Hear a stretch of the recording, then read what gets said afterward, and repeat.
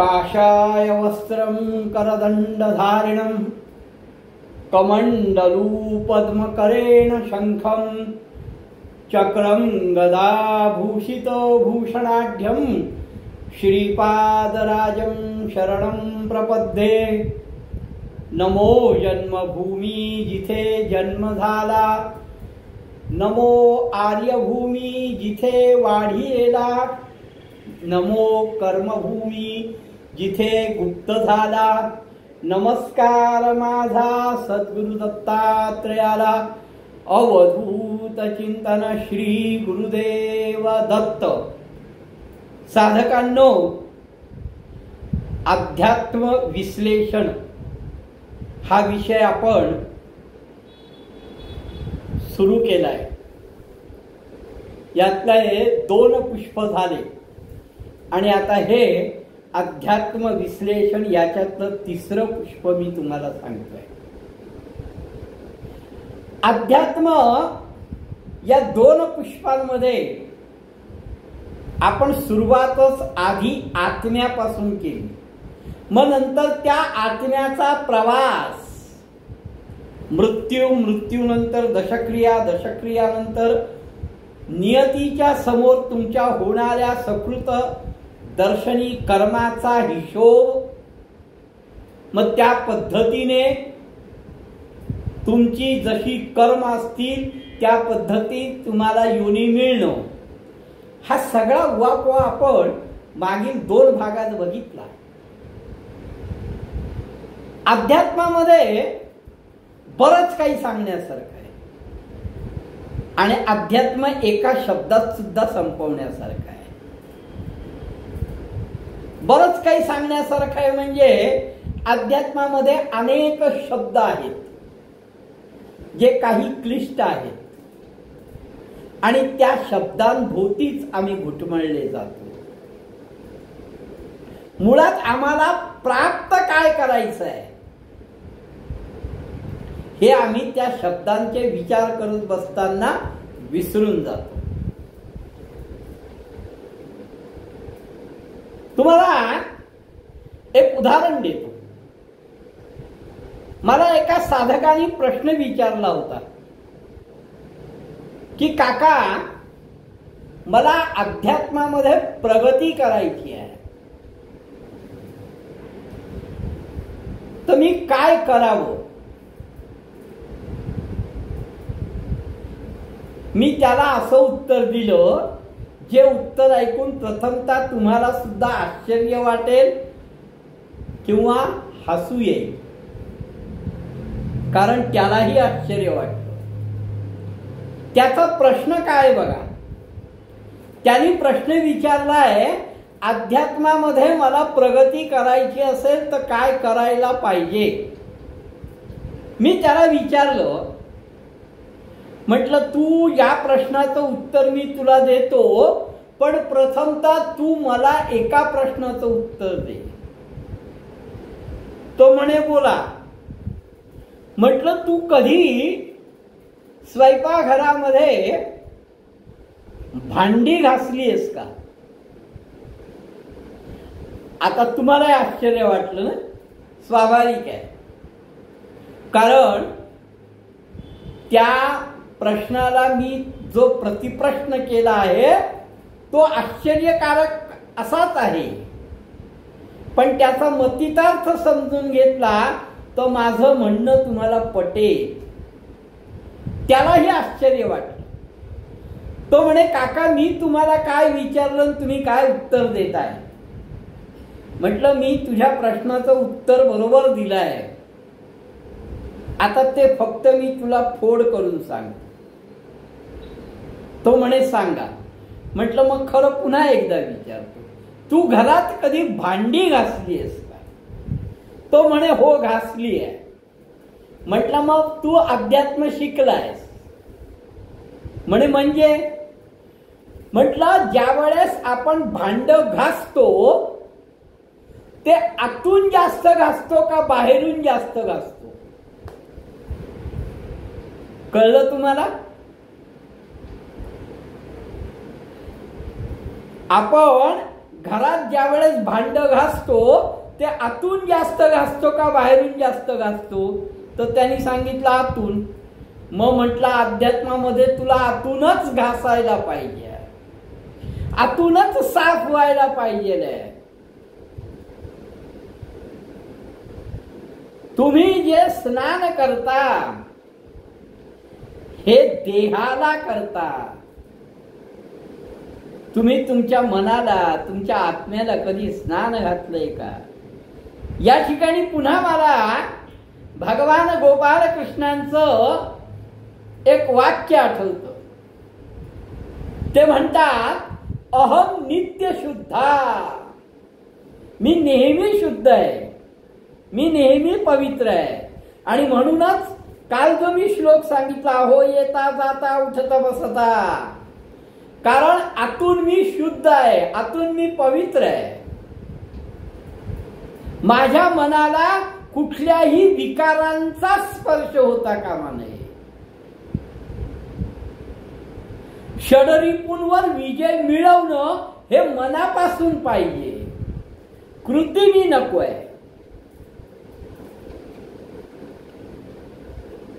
तुम्ही आतून स्वच्छ व्हायला पाहिजे. जसं भांड आतून जास्त घासलं जातं, तसा जप, अनुष्ठान, पूजा, पारायण हे सगळ्या गोष्टी, या सगळ्या पावडरी आहेत असं समजा. विम, काय आणखीन राख, बरंच काही काही आहे प्रकार, ते हे सगळ्या पावडरी आहेत असं समजा. यांनी तुम्हाला आतून स्वच्छ व्हायचं आहे. जप, पारायण, अनुष्ठान, मंत्र, यांनी तुम्ही आतून स्वच्छ व्हायला पाहिजे. बाहेरून आपोआप स्वच्छ होतो. अध्यात्मामध्ये काही असे शब्द आहेत की ज्याचा आम्ही खूप विचार करतो, पण मूळतः हे शब्द एक तर फसले आहेत किंवा त्याचा अर्थ आम्हाला कळलेला नाहीये, किंवा ते शब्द एकमेकांमध्ये गुंफलेले आहेत. एकाशिवाय दुसऱ्या शब्दाला महत्व नाही आणि दुसऱ्याशिवाय एका शब्दाला महत्व नाही. तुम्ही म्हणाल हे असं कसं आहे? आता कर्मसिद्धांत, तुम्हाला आसन या शब्दाचा अर्थ सांगितलाय मी. आता दुसरा शब्द कर्मसिद्धांत. या कर्मसिद्धांताविषयी मी बऱ्याच वेळा बोललेलो आहे. माझ्या अनेक व्हॉट्सअपच्या क्लिपमधनं मी कर्मसिद्धांतावरनं अनेक वेळा सांगितलंय. माझ्या प्रवचनातनं मी कर्मसिद्धांतावर अनेक वेळा बोललेलो आहे. कर्मसिद्धांत हा देहाला आहे नाही, मनाला आहे. इथे पुन्हा भांडी घासण्याचा प्रश्न आहे. मनापासून तुम्ही कर्म करा, त्याचं फळ तुम्हाला मिळणार.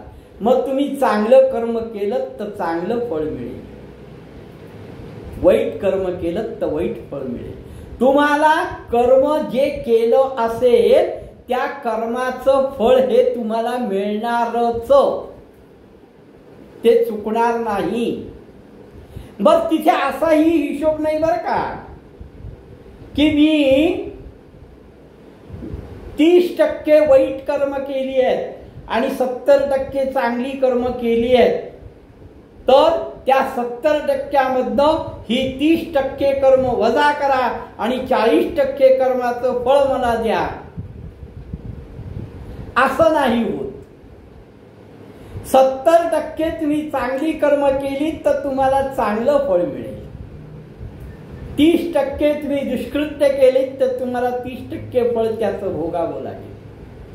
कर्मसिद्धांत कोणालाही चुकला नाही, हे अनेक वेळा मी सांगितलंय.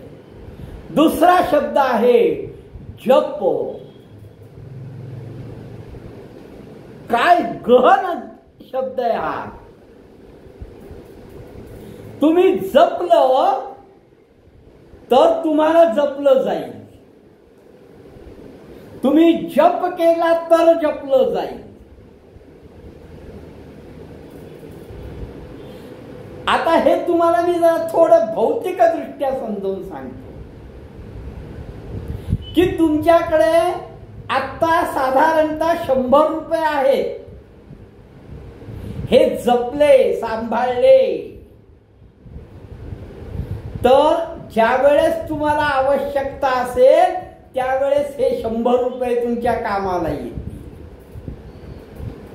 तसंच तुम्ही जो जप केला, जो मंत्र आहे तो मंत्र जप करून सांभाळला तर वेळेवर तो तुम्हाला उपयोगी येतो. आता सर्वात महत्वाचे आणखीन 3 शब्द आहेत.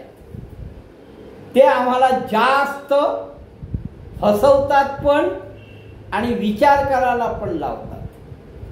कोणते? प्रारब्ध, दुसरा शब्द बुद्धी आणि तिसरा शब्द कर्म. आता या 3 शब्दांमध्ये सर्वश्रेष्ठ शब्द कोणता? हे फसवे शब्द आहेत बरं, मी पुन्हा पुन्हा सांगतो. हे फसवे शब्द आहेत.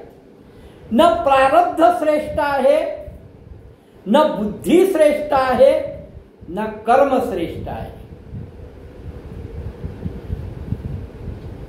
बुद्धी ही कर्मानुसार असते आणि कर्म हे प्रारब्धावर अवलंबून असतं.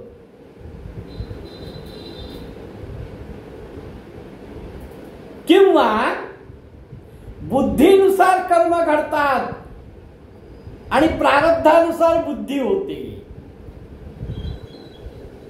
असंही म्हटलं तरी चालेल. म्हणजे हे तिन्ही शब्द एकमेकांशी सांगड घातलेले आहेत, आहे ना. यातला कुठला शब्द हा श्रेष्ठ नाही. तुम्ही म्हणाल कसं काय? तर आपण पहिला शब्द बघू, प्रारब्ध.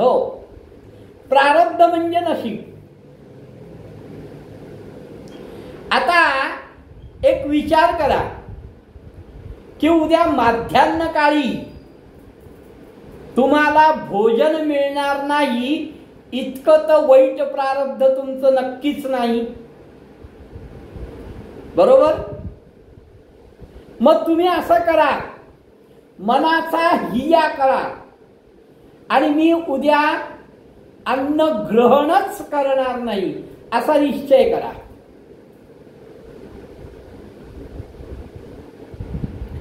मग काय होईल? तुमच्या घरातले, तुमच्या अतिशय जवळचे, ज्यांना तुमच्याविषयी काळजी आहे, ममत्व आहे, असे सगळे तुमच्या जवळ येतील, तुमच्या समोर ताट ठेवतील, तरीही तुम्ही जेवायचं नाही हा निश्चय पक्का केलेला आहे. अति प्रेमळ असतील ते कालवतील आणि तुमच्या मुखापर्यंत घास नेतील, तुमच्या मुखात घास घालतील, पण तुम्ही गिळायचं नाही हे पक्क ठरवा. तुम्ही जीव शकाल का? नाही. मग सांगा, तुमच्या प्रारब्धात नव्हतं का? होतं, पण गिळण्याचीच बुद्धी झाली नाही. म्हणून प्रारब्धापेक्षा म्हणे बुद्धी श्रेष्ठ झाली. मला बुद्धी झाली नाही म्हणून प्रारब्धातला मला मिळालं नाही. जर बुद्धी श्रेष्ठ असेल, तुम्ही प्रचंड ज्ञान कमवलंय, एका जागी बसा, त्या ज्ञानाचा कुठलाही उपयोग करू नका. तुमचा चरितार्थ चालेल का? नाही. मग तुम्ही काय म्हणाल? कर्म केलं नाही. मग कर्म श्रेष्ठ आहे. चला आता कर्म श्रेष्ठ कसं नाही हे मी सांग. तर कर्म श्रेष्ठ नाही. आता निवडणुका येत आहेत. तुम्ही ज्या ठिकाणी राहत असाल तिथल्या क्षेत्रातनं तुम्ही उभे राहा निवडणुकीला, कर्म करा, तुमचा अर्ज भरा, तुमचा प्रचार करा, तुम्ही निवडून याल का? नाही. मग काय म्हणाल? नशिबातच नाही.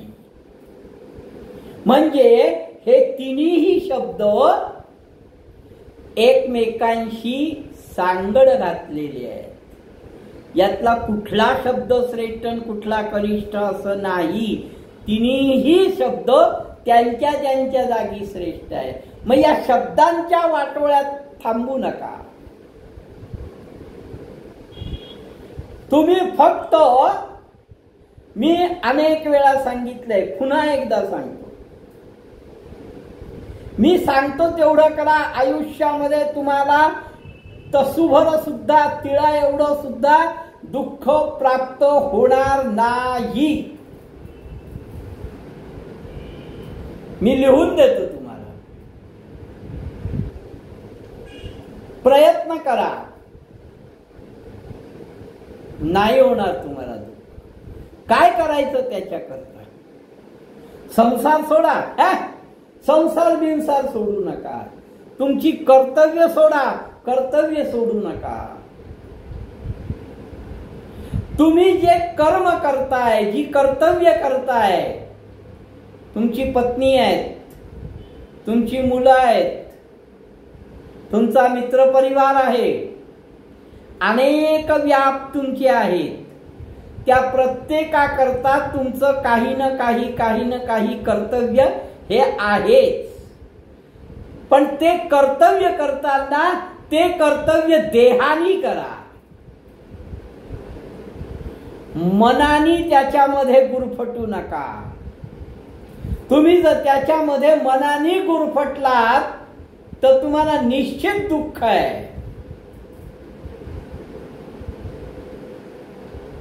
पण मनानी त्याच्यामध्ये न गुरफटता कर्तव्यपूर्ती म्हणून तुम्ही देहानी ती कर्म करा. आणि मन तुमची अधिष्ठात्री देवता, सद्गुरु मंत्र जे काय असेल त्याच्याशी संधान साधून राहा, त्याच्याशी एकरूप व्हा, दुःख होणार नाही. मी तुम्हाला एक सहज गमतीशीर उदाहरण देतो. मला काही होणार नाही, काळजी करू नका. पण समजा हे तुम्हाला विवेचन देत असतानाच मला हृदयविकाराचा तीव्र झटका आला आणि मी इहलोक सोडलं, मी देह त्याग झाला माझा. तुम्हाला तिथे रडू येईल किंवा तुम्हाला कोणी सांगितलं काही दिवसांनी तर तुम्हाला वाईट वाटेल. का? तर तुम्ही मनानी भावनेनी माझ्याशी जोडले गेलात म्हणून. पण माझ्यापेक्षा सुद्धा ज्ञानवंत, माझ्यापेक्षा सुद्धा तपोवंत या विश्वामध्ये अनेक आहेत. मी काही फार ज्ञानवंत आहे असा माझा कधीही भ्रम नव्हता, नाही आणि नसेल. अशा अनेक ज्ञानवंत आहेत, तपोवंत आहेत. त्यांना कोणाला काही झालं तर तुमच्या डोळ्यात अश्रू येणार नाही, कारण तुम्ही त्यांच्याशी भावनिक जोडलेले नाही. तुम्ही ज्यांच्याशी भावनिक जोडले जाता, म्हणजे ज्यांना मनामध्ये स्थान देता, त्यांना जर काही झालं तर तुम्हाला दुःख प्राप्त होतं. मग मी त्या परमात्म्याला, त्या मंत्राला, माझ्या त्या सद्गुरूंना, सद्गुरू म्हणजे मंत्र, सद्गुरू म्हणजे तत्व, गुरु म्हणजे व्यक्ती नाही. मी हे अनेक वेळा सांगितलेलं आहे. गुरु म्हणजे व्यक्ती नाही, गुरु म्हणजे तत्व. त्या तत्वाशी जर मी एकरूप झालो, त्या मंत्राशी जर मी एकरूप झालो, तर कुठलाही दुःखाचा आघात माझ्या मनावर होणार नाही. कारण त्या मंत्राला किंवा त्या तत्वाला कधीही त्रास होत नाही, त्रास होणार नाही. मग त्यांना त्रास नाही झाला तर मला काय त्रास होणार आहे? त्या मंत्राशी तुम्ही एकरूप व्हा.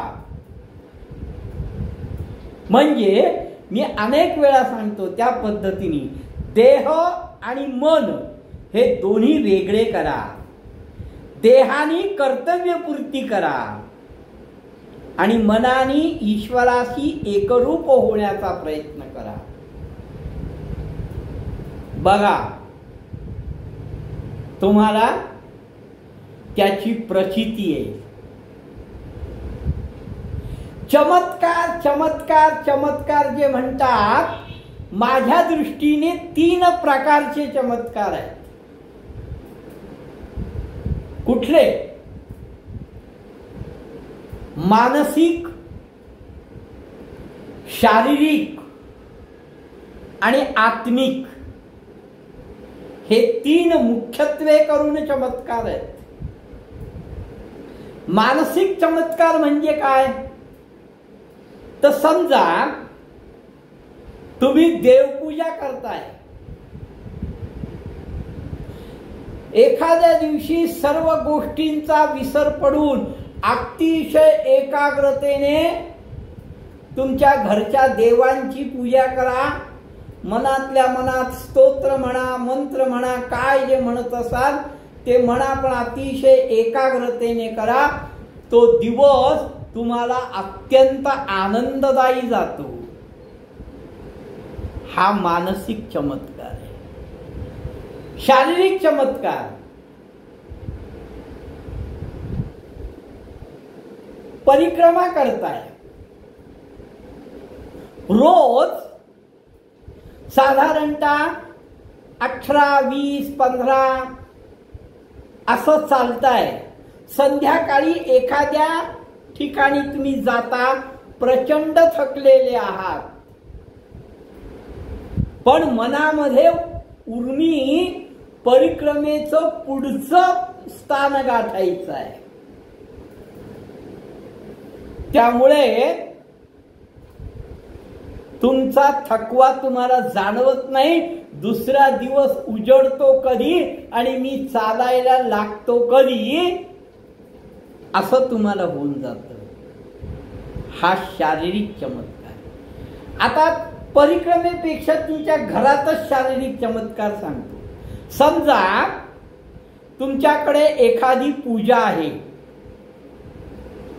एखादी पूजा आहे, सत्यनारायणाची पूजा आहे म्हणा किंवा कुठली पूजा आहे.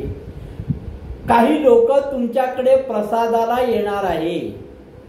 त्याच दिवशी नेमकं तुमच्याकडे काम करणाऱ्या बाईनी सांगितलं की अहो मी उद्या येणार नाही.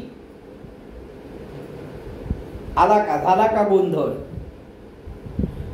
बाई उद्या काम करायला येणार नाही आणि उद्या माझ्याकडे पूजा आहे. तर तुमच्या घरातली जी स्त्री असते ती सकाळपासून सगळी कामं करते. भांडी घासायची, फरशी पुसायची, स्वयंपाक करायचा, हे सगळं करते. आणि तिला माहित असतं संध्याकाळी माझ्याकडे प्रसाद घ्यायला काही लोक येणार आहेत. ती ही सगळी कामं आवरून, पुन्हा स्वतःला आवरून ती येणाऱ्या माणसांचं हसतमुखाने स्वागत करते. तिच्या चेहऱ्यावर थोडंही दमल्यासारखं तिलाही वाटत नाही. हा शारीरिक चमत्कार. तिसरा आत्मिक चमत्कार. जे कोणी ध्यान करणारे असतील, ध्यान साधक असतील, जप साधक असतील, त्यांनी ध्यान करताना, जप करताना अतिशय एकाग्र झालात तर काही असे क्षण येतात की ज्या वेळेस ते समाधी अवस्थेमध्ये, ज्याला इंग्रजीमध्ये ट्रान्समध्ये जाणं म्हणतात, त्या समाधी अवस्थेमध्ये जातात आणि तो एक आनंद ते प्राप्त करतात, तो म्हणजे आत्मिक चमत्कार.